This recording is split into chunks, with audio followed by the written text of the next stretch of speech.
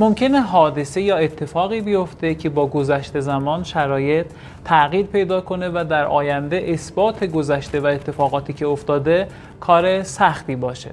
مثلا به دیوار خونه شما خسارت وارد شده، شما هر چقدر زودتر میخواین تعمیرات انجام بدید، اما اینکه در آینده بتونید اثبات کنید که به دیوارتون خسارت وارد شده بعد از تعمیر کار سختی هست. در اینجا از چیزی به اسم تامین دلیل استفاده میشه و تامین دلیل به این معنی هست که از دادگاه صلح ما درخواست میکنیم کارشناس بیاد شرایط رو ببینه و برای ما گزارش بنویسه تا در آینده از اون گزارش استفاده کنیم.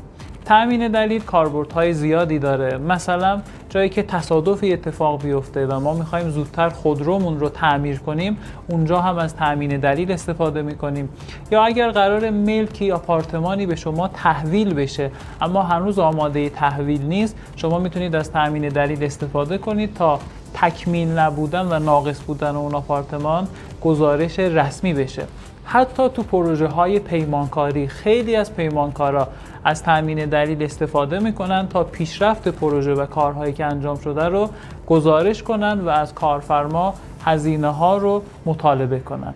اگر برای شما یا اطرافیانتون شرایطی پیش اومده که فکر میکنید تامین دلیل ممکنه بهتون کمک کنه، برای من پیام بذارید تا راهنماییتون کنم.